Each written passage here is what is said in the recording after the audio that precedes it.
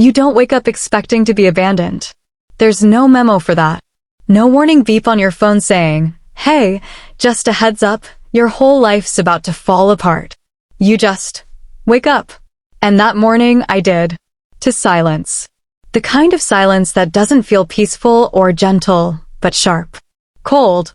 Like walking into a room after the music's been abruptly cut off. Still, I didn't think much of it right away. After 12 years together, I figured my husband was just out on a morning errand. Maybe he'd gone out to grab coffee or make one of his spontaneous trips to the hardware store like he sometimes did. He loved fixing things, even ones that weren't broken. I remember smiling slightly as I pulled on my robe. I even remember checking my phone, expecting maybe a quick, sweet message, "Be back soon." Thought I'd surprise you with your favorite latte. But there was nothing.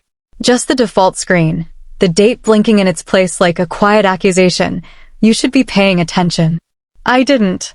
Not yet. I padded out into the hallway, calling out his name like it was just another weekend. "Jason?" I said, my voice stretching into the living room. I waited. Nothing. Maybe he was outside? I checked the front door, locked. His keys weren't on the hook. His sneakers were gone from their usual spot near the mat. I tilted my head. That was odd. He never left without his keys. Still, I reasoned, maybe he was just in a rush. Maybe. I opened the coat closet. His navy jacket was gone. Okay, so maybe he needed it. Then came the bedroom. I stood at the door, and for the first time all morning, something felt wrong. Half the closet was empty. Not messy. Not rummaged through like someone searching for something in a hurry. No. Half of it was clean. Deliberately cleared. The hangers dangled awkwardly like skeletons, stripped of their purpose. His side of the dresser was missing the usual clutter. No watch, no cologne bottle, no cufflinks strewn from yesterday's shirt. The drawer he always forgot to shut all the way was now closed. Tightly. I stood there for what must have been minutes, staring. Then I opened it. Empty. My stomach dropped as if I'd stepped off an elevator without warning. I went to the bathroom, trying to breathe, trying to make sense of it. His toothbrush was gone. So was his shaving kit. The towel he always left bunched up on the hook? Gone. This wasn't an errand. This was absence. I walked back to the bedroom, numb now, and sat on the edge of the bed.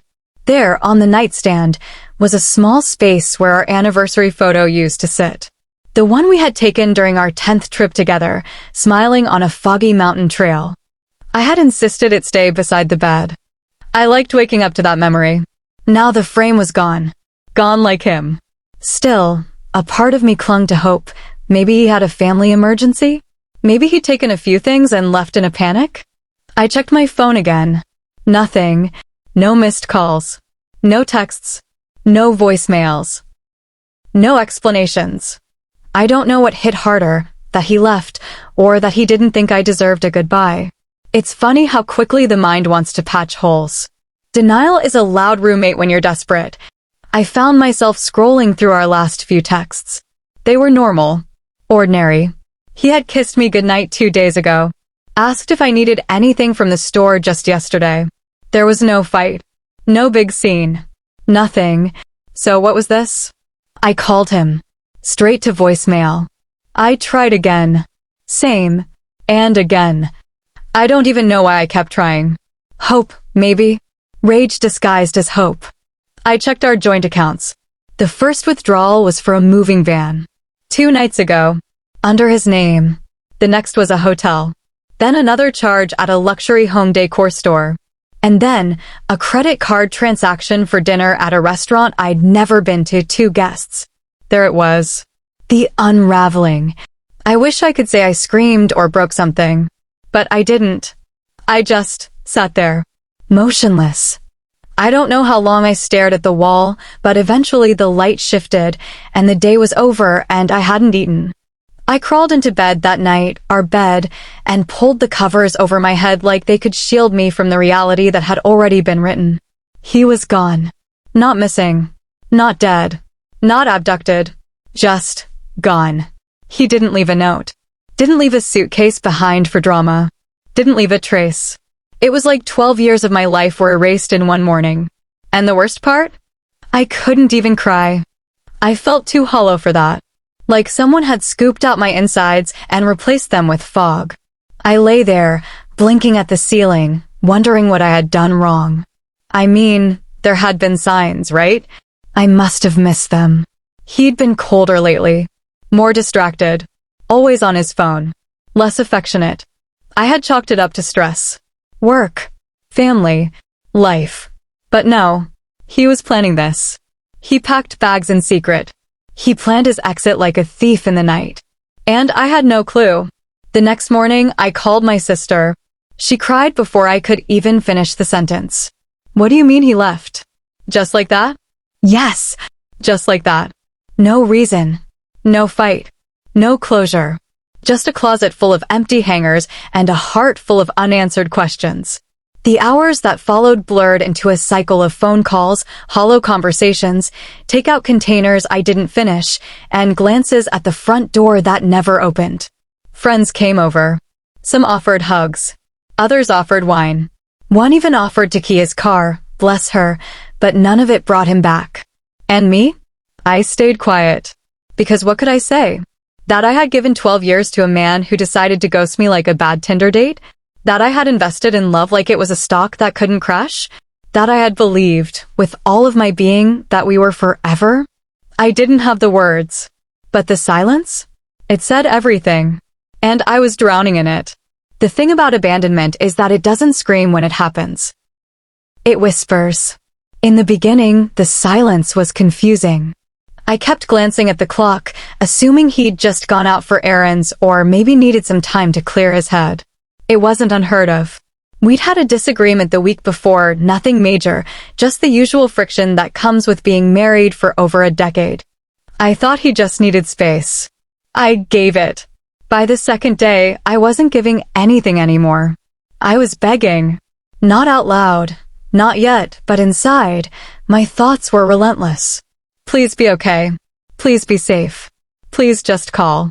I checked his office. Nothing. His email? Still active. His social media? Quiet like it had always been. He wasn't the type to post his every move online. That had always been my thing. I opened our last text thread, hoping there'd be a clue. Our last conversation was painfully ordinary.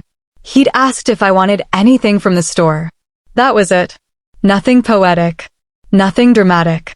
Just, need anything from the store? I needed answers now. The third day, I stopped pretending. I wasn't worried he was hurt. I knew he was gone. It's strange how quickly the brain rewires itself to protect you. I went from panic to numbness in record time. My body moved on autopilot, eating, showering, opening windows, closing blinds, but inside, everything felt like static. Friends began to notice. Julia, my coworker, called just to check in.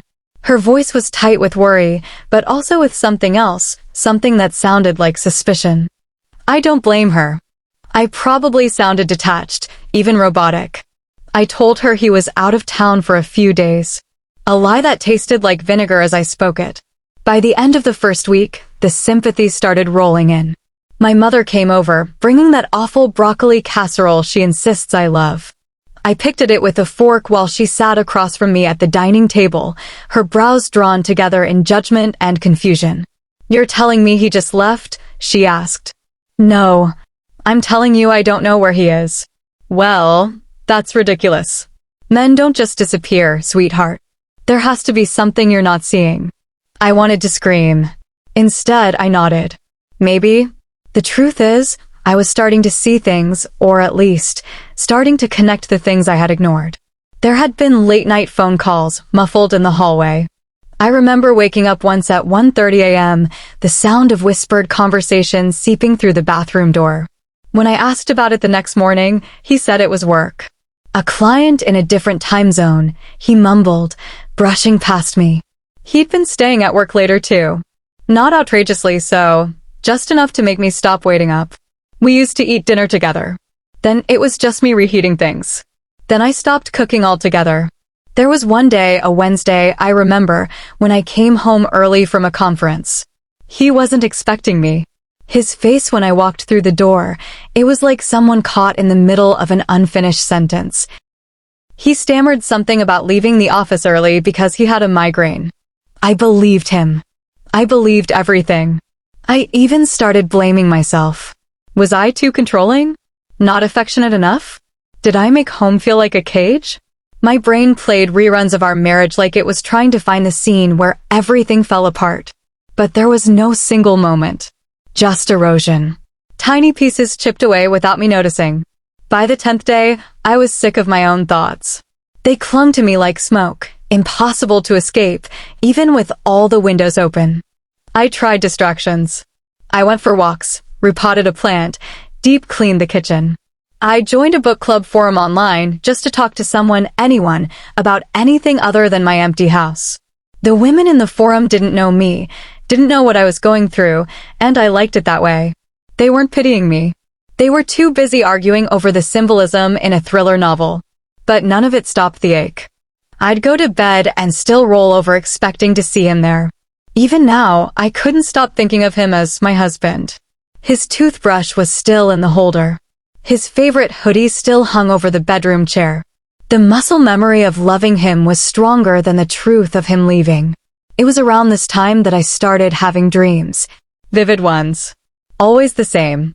I'd walk into the house and hear him in another room, laughing, talking, completely oblivious to the time that had passed. I'd rush toward the sound, my chest aching with relief, only to find an empty room. Sometimes I'd wake up crying. Other times I'd just lay there, staring at the ceiling, wondering how someone who claimed to love me could leave without a single word. Day 14 hit harder than I expected. There was no anniversary, no milestone attached to it, but it felt like a turning point. 2 weeks. 14 sunrises, 14 nights in a bed half full. And still no call. No message. Nothing.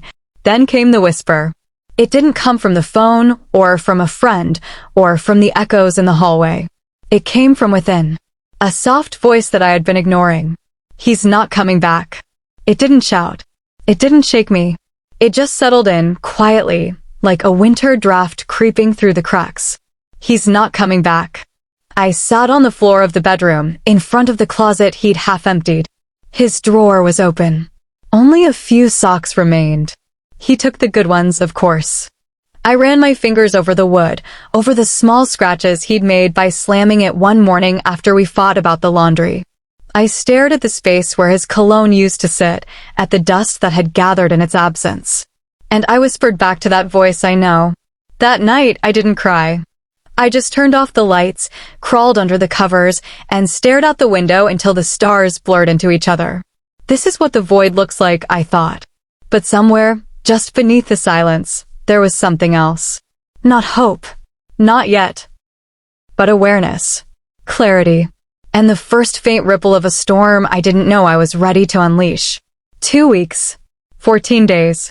336 hours. I counted every single one. When someone walks out of your life without a goodbye, your mind fills in the silence with noise, memories, excuses, imagined reasons. I'd tried them all. I told myself maybe he'd had a breakdown. Maybe he was ashamed of something. Maybe, just maybe, he'd show up on our doorstep, tearful, holding flowers, ready to explain. But on that 14th day, all my maybes shattered. It was just past noon. I had been folding laundry, his shirts, still lingering in the wash basket from the last time he wore them, when my phone rang. An unknown number lit up the screen. Normally, I'd ignore it. But something, maybe a sixth sense, made me press answer. Hello? I said, my voice tight with caution. Oh, so you're real. That voice, that smug, saccharine tone. I knew instantly, whoever this woman was, she hadn't dialed me by accident. I was starting to think he made you up, she continued. 12 years of marriage and no clue, huh? Honestly, that's kind of sad. I blinked, still holding one of his old t-shirts in my hand. I'm sorry. Who is this? A giggle. A perfectly practiced, high-pitched giggle that could curdle cream. I'm the woman who finally gave your husband what he actually wanted. You can call me Isabel. Or don't. He just calls me babe. My heart stuttered, but I didn't flinch. I see. Oh, come on, she said, clearly disappointed by my lack of reaction. You had to know. He told me you were boring. Comfortable. Like an old chair he couldn't quite throw out until he found a new one. He said living with you was like sleeping next to silence. My fingers gripped the fabric in my hand so tightly, I heard a seam rip. She was enjoying this, every syllable designed to wound. Anyway, she said airily, he's with me now. We're staying at the house. It's so cute. I can see why he wanted it. Just right for two. Oh, and we redecorated. Hope that's not a problem.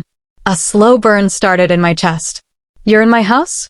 Well, technically, she began, but I cut her off. No, not technically. Not hypothetically. Factually, it's mine. She laughed. Oh, honey, that ship has sailed. He moved on. You're just the leftover paperwork. I stared at the wall in front of me. The wedding photo still hung there. Him in a gray suit, me in ivory, both of us pretending we'd last forever.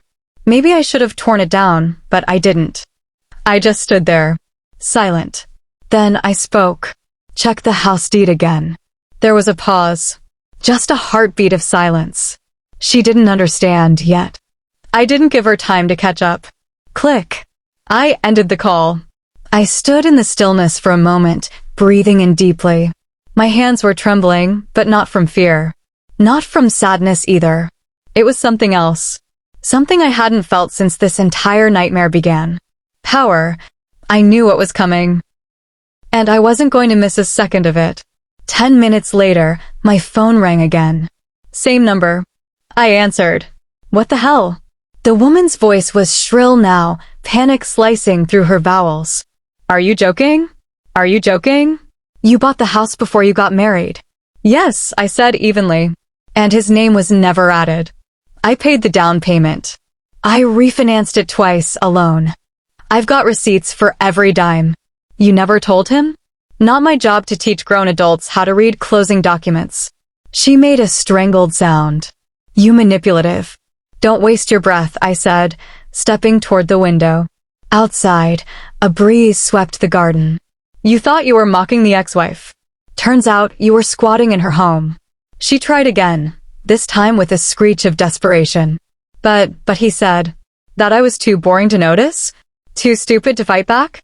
Let me guess, he said I was clingy. Controlling. That he'd been unhappy for years. She didn't answer. She didn't need to. I'd heard it all before, from every story shared by every woman left in the dust. I pressed the phone closer. Let me be clear, Isabel. You aren't the first mistress to move in and start playing house. But you might be the first to lose the game before you even knew you were playing. You can't do this, she spat. Oh, but I can. I already did. And with that, I ended the call again. Then I blocked the number. I didn't scream. I didn't cry. Instead, I went to the file cabinet in the study. I pulled out the folder labeled Property, Primrose Lane, and laid out every paper on the desk. Deed, mortgage, tax receipts. The prenup, not because I ever thought I'd use it, but because my mother had insisted. 12 years of marriage. And he walked out like a coward. Left me with unanswered questions, a hollow bed, and no explanation. But now I had something far better than answers. I had leverage. And I wasn't done yet. When I ended that call, I didn't expect the silence that followed to be so satisfying. There was something eerie about it, like the moment right before a storm breaks open. But I didn't pace or cry. I just sat there at the kitchen table, my phone face down, and stared out the window. The air felt strangely still. And I was still trying to wrap my head around what had just happened. I had spent 2 weeks grieving the absence of a man who hadn't even respected me enough to say goodbye. I had tortured myself with questions, rewinding conversations, wondering what I had missed, what I had done. But all it took was one phone call, one smug voice laughing about the house I still paid the mortgage on for the switch to flip. And when I said, check the house deed again, I wasn't angry. I was calm. Too calm. I could feel it in my bones, that deep, grounding stillness you only get when the power finally shifts back to your side. And I knew she would call back. There was no doubt in my mind.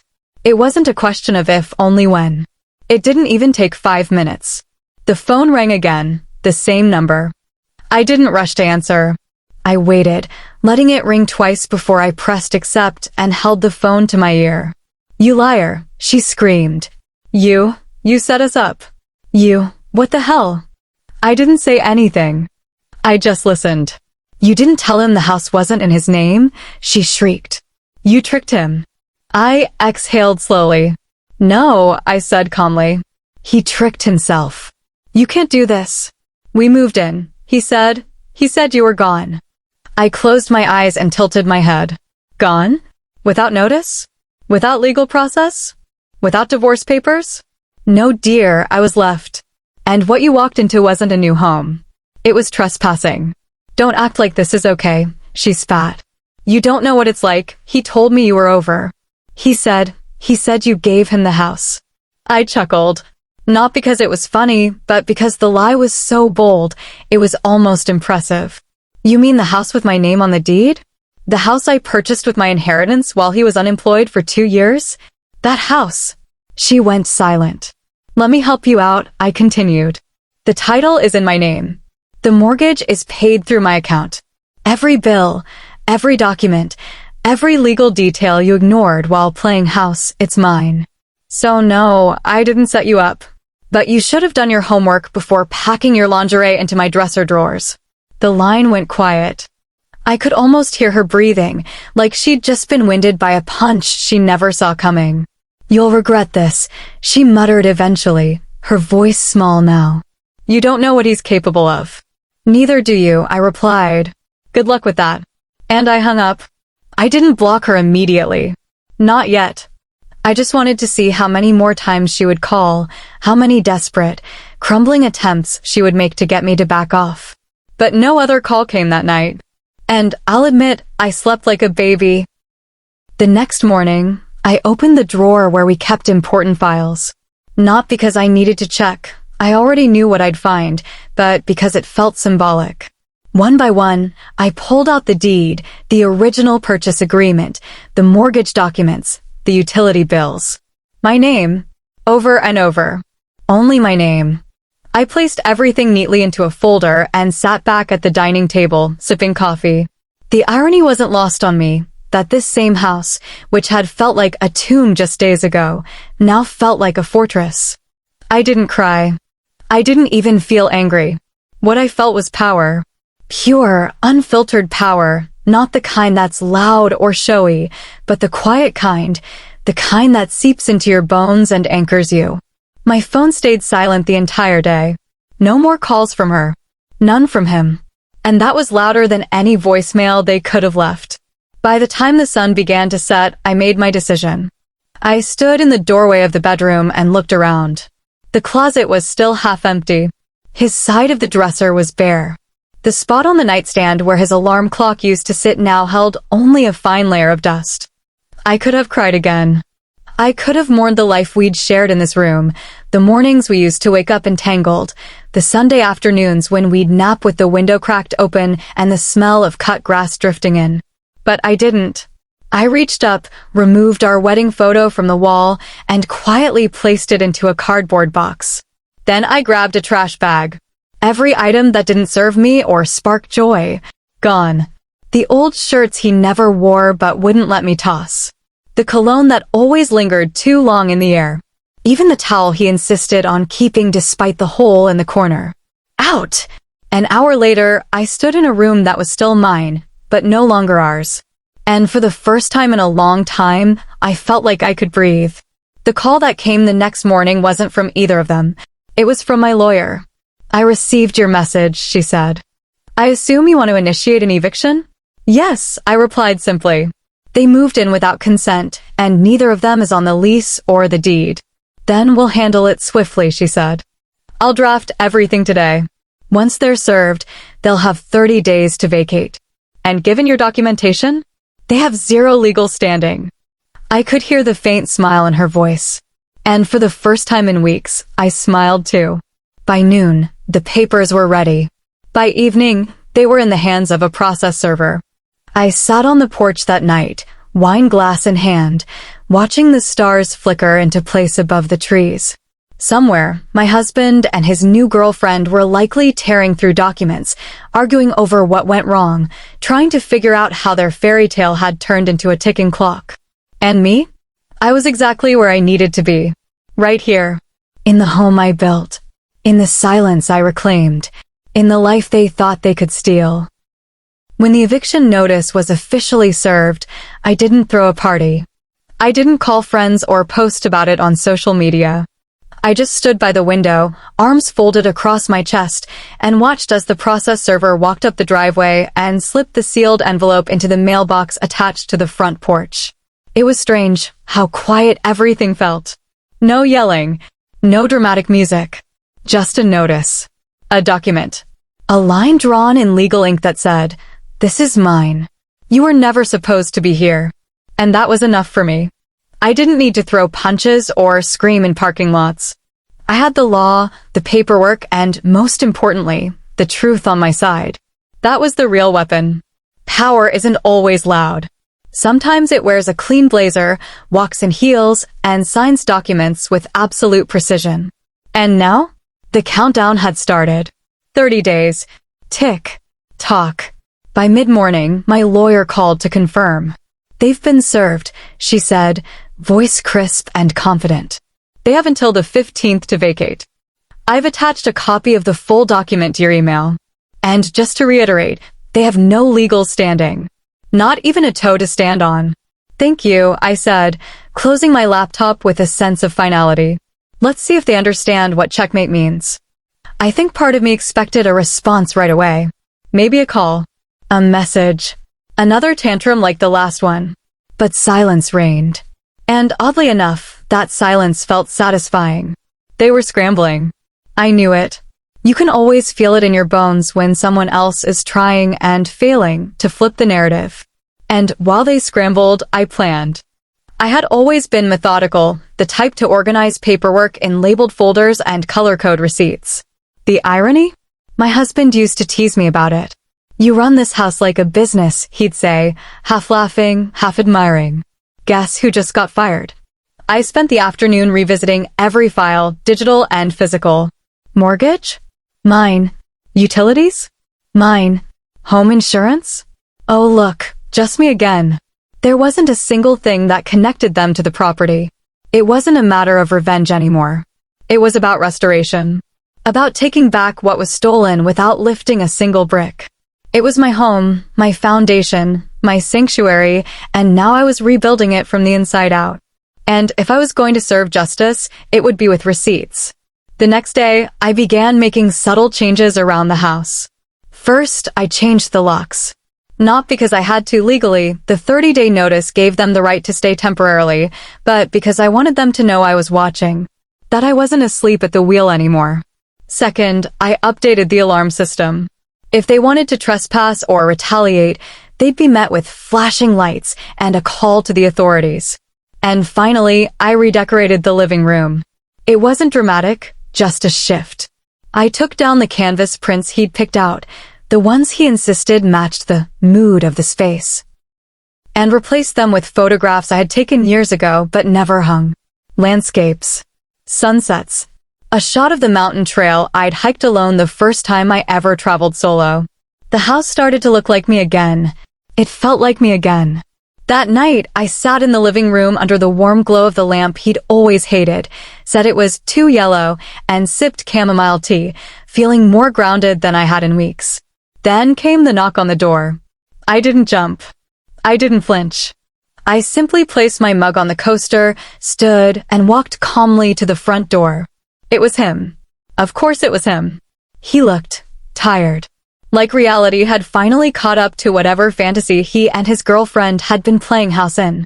"You're going to make us homeless," he said. No hello. No apology.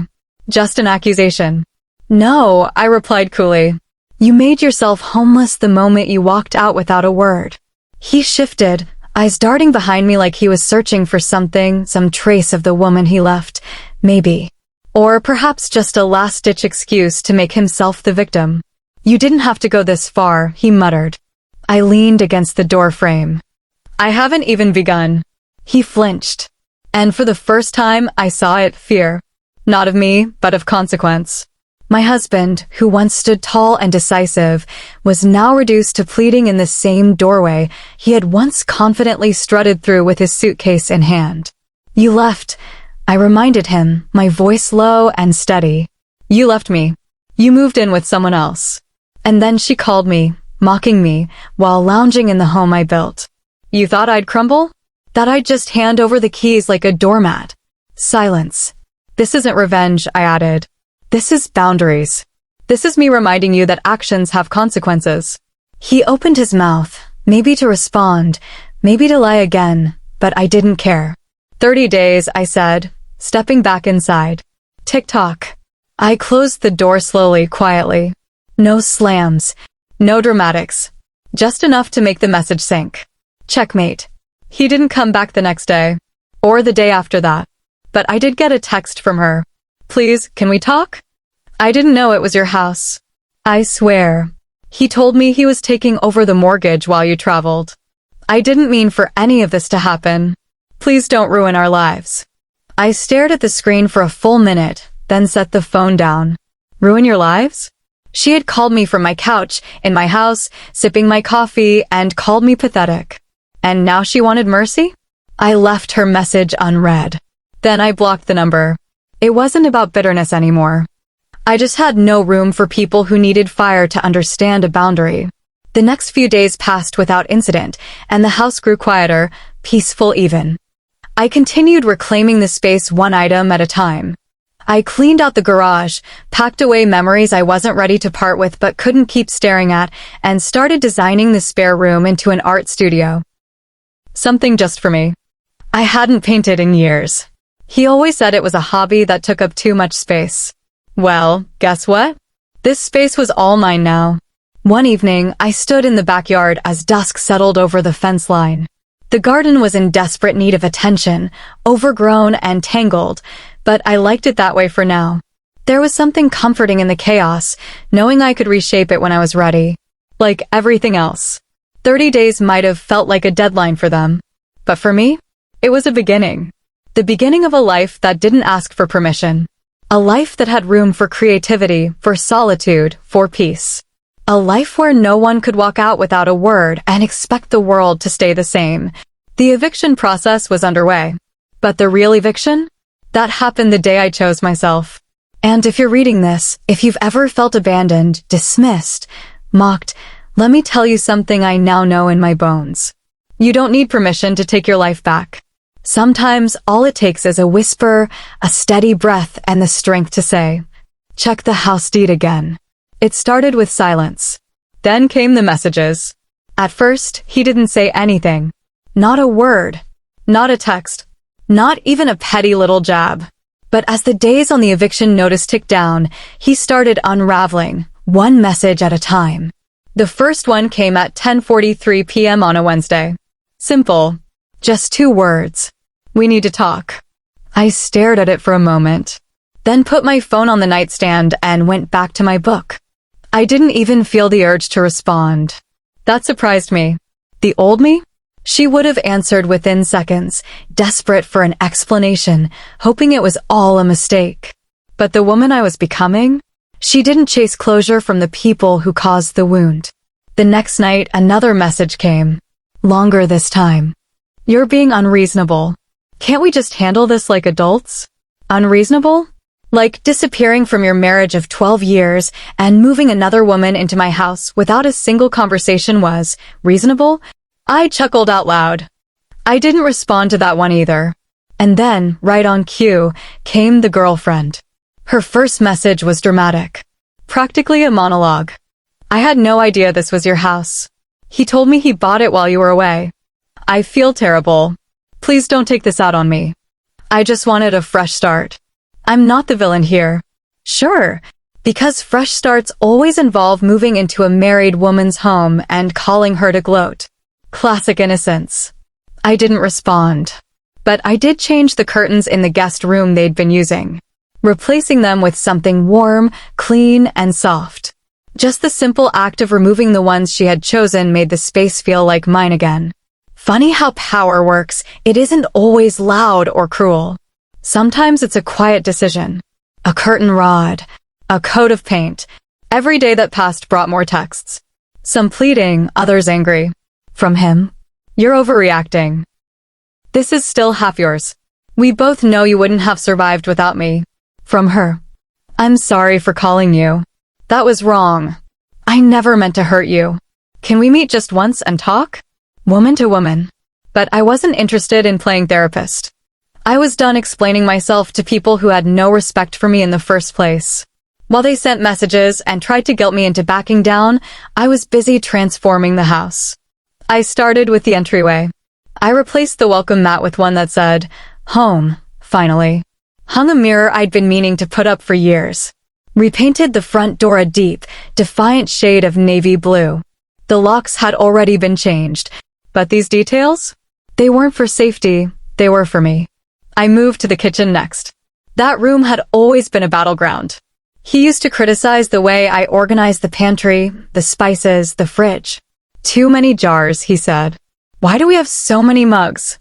Well, now I had a whole cabinet just for mugs. And I bought more.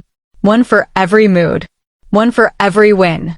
And a bright red one that said, "Single. Not sorry." With each renovation, I felt lighter. Freer. Like I was shedding their energy, bit by bit, breath by breath. And still, they messaged. At one point, he left a voicemail. I didn't even know people still left voicemails.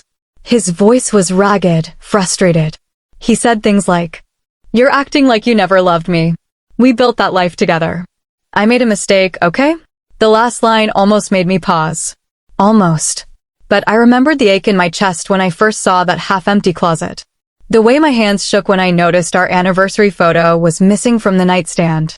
The way his girlfriend had laughed on the phone when she said, "He says the house feels better without you in it." And suddenly, that voicemail felt hollow, like everything else he touched. The real shift came not from their desperation, but from my peace.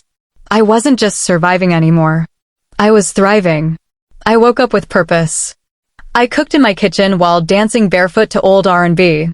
I reclaimed the backyard garden, ripped out weeds, planted lavender and rosemary, and even named the little bench under the tree mine. I reconnected with myself in ways I never expected. I started therapy. I joined a local hiking club. I even started painting again. Nothing fancy, just little canvases of bold color. I hung one in the hallway, a swirl of teal and burnt orange. It reminded me of chaos becoming beauty. When friends dropped by, they noticed the difference. "You seem lighter," one said. Another? "It's like you exhaled for the first time." That's exactly how it felt. Their desperation was no longer mine to absorb. Their panic didn't rattle me anymore. Instead, I was learning the joy of stillness, the pleasure of rebuilding on my terms. One evening, I got a call from my lawyer. "They haven't filed any dispute," she said. "They know they have no ground."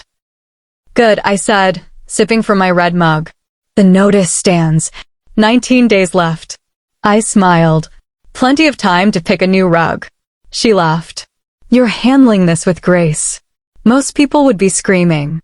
"Screaming doesn't change deeds," I replied. I hung up and leaned back into the couch, listening to the rain tapping against the windows. The world felt quieter. Not just the house, but my heart. And I realized that was what they couldn't understand. They thought I'd crumble. They thought I'd come crawling, begging for answers, lost without their chaos. But I had found something far more powerful than revenge. Peace. Real, grounding, life-affirming peace. And while they unraveled behind closed doors, arguing about furniture and finances and who should have checked the deed, I was finding myself again. Piece by piece, step by step. And with every quiet morning and lavender-scented night, I reclaimed more than just a house. I reclaimed me. You never expect your private pain to become public interest. But gossip has a way of slipping through the cracks like rain under a weak roof, and in my case, the roof was wide open and the town was bored. It started with one text, then two, then 5 in one afternoon. People I hadn't heard from in months suddenly remembered I existed. I heard about what happened, Are you okay? Wait, was that your house? Girl, is it true? You really kicked them out. At first, I didn't respond. I wasn't looking to be anyone's main character in a group chat. But when my best friend Maya came over with wine and takeout and dumped herself onto my newly reupholstered couch, I knew I couldn't avoid it anymore. She grinned, that same mischievous glint in her eye she had in college when she dared me to skinny dip in the dean's pool. You do realize, she said, popping open the wine, you're a legend now, right? I raised an eyebrow. A legend? She poured. He left. Moved in with a new girlfriend. And you served him a legal slap so hard the whole neighborhood felt it. I shook my head, trying not to smile. It wasn't about revenge, Maya. I know, she said, raising her glass. But that doesn't make it any less iconic. It was strange how people reacted. Some were stunned. A few, mainly his old friends, texted me with veiled sympathy, still too loyal to confront the truth. But the majority? They applauded. Turns out, strength in silence, in action, in reclaiming what's yours, is magnetic. And the more I pulled away from their drama, the more people leaned in to watch the spectacle of a woman standing on her own. Even his family went quiet. No calls. No half-hearted attempts to defend him.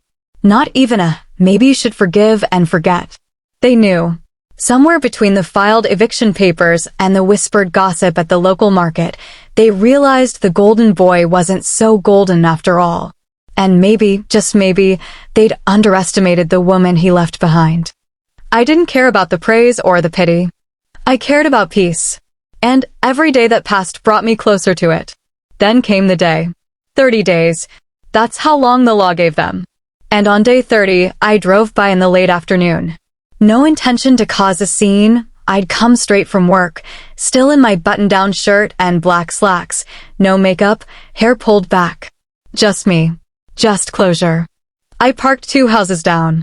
Just enough to observe without being noticed. The sun was low, throwing long shadows across the driveway. The house, the one I now fully occupied in spirit, not just name, looked tired. Curtains drawn. Front yard still unkempt. Then the front door opened. He walked out first, dragging a box that looked too heavy for one person. His face was red, jaw clenched, sweat soaking through his shirt. She followed. Her hair in a messy bun, wearing the oversized hoodie I used to sleep in. That part made me smirk. He always said it was too baggy on me. Funny how fast preferences change when convenience enters the picture. They didn't speak to each other. Not really. Just pointed, gestured, bickered in body language. I saw him wave his hands in frustration. She rolled her eyes, stomped her foot. At one point, she threw a purse into the passenger seat and muttered something loud enough for the neighbor across the street to peek through her blinds.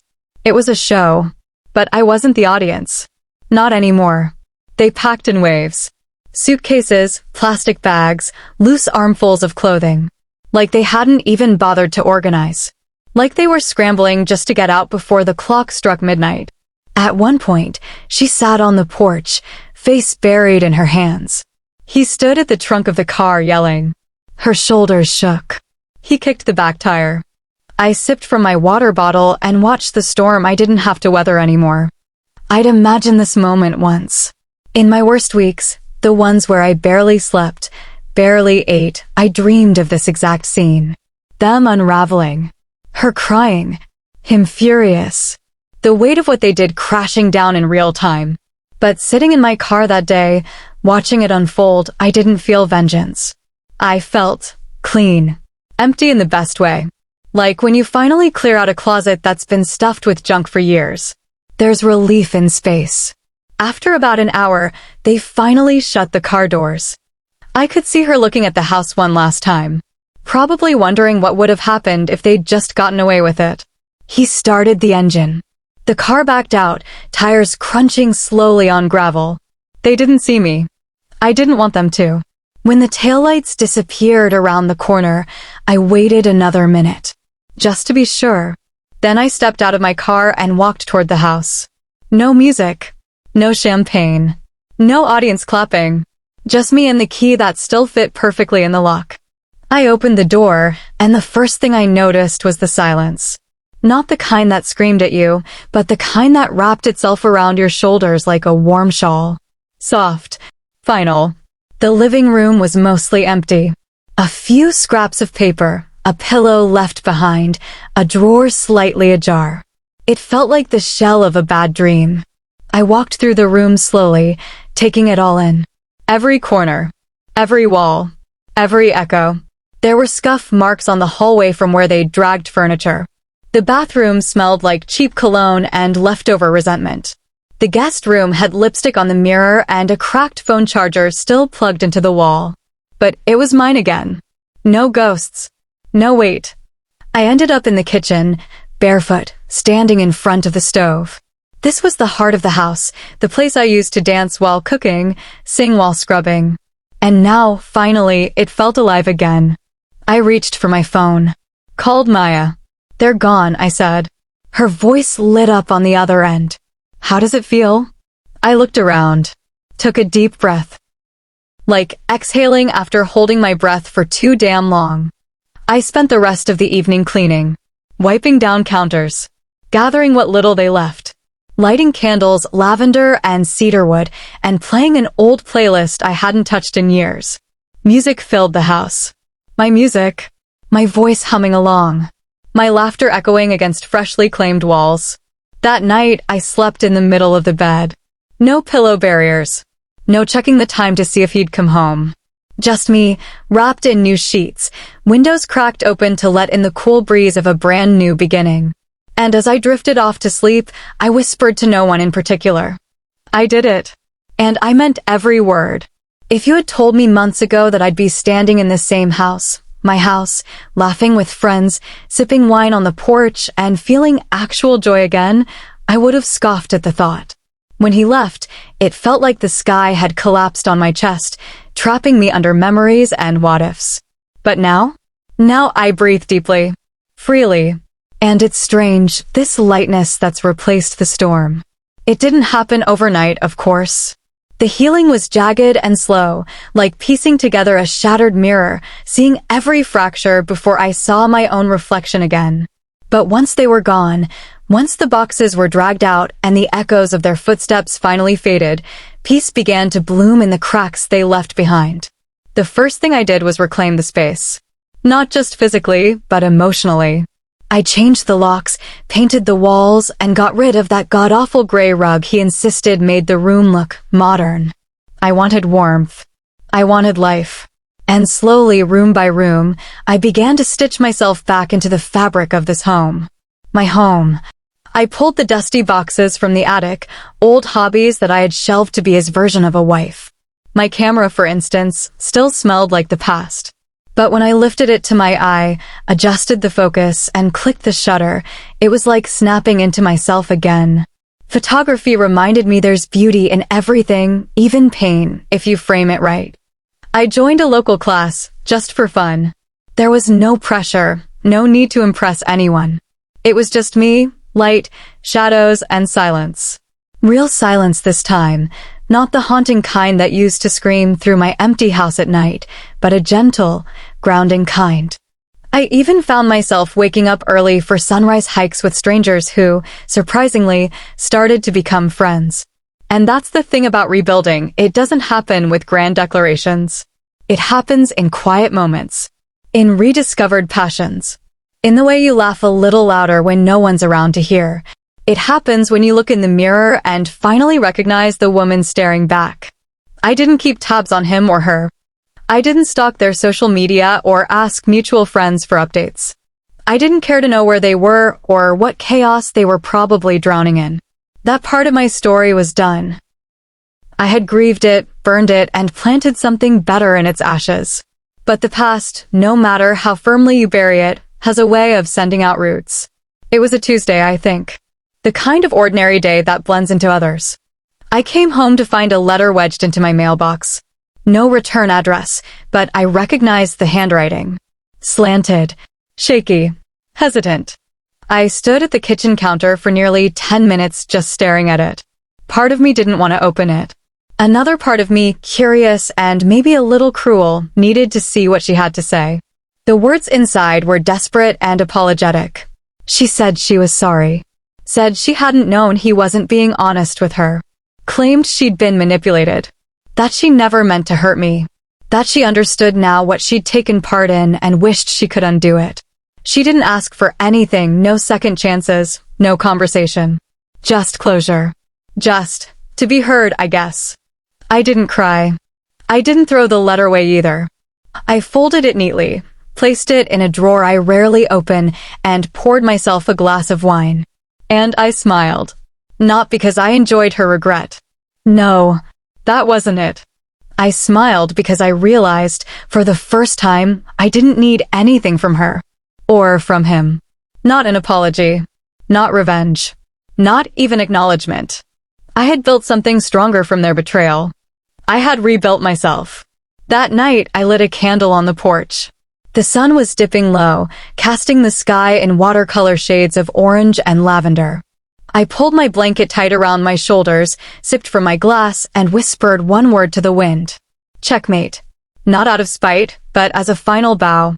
A quiet goodbye to a storm that once threatened to drown me. Life, now, is mine. It's not always perfect, but it's peaceful. And real. My mornings start with fresh air and the scent of lavender from the garden. My weekends are filled with hiking trails and snapshots of moments I used to miss. And there's someone new, a man I met through the photography group. Nothing serious yet, just something soft. Steady. No games. No scars disguised as passion. Just laughter. Warmth. Possibility.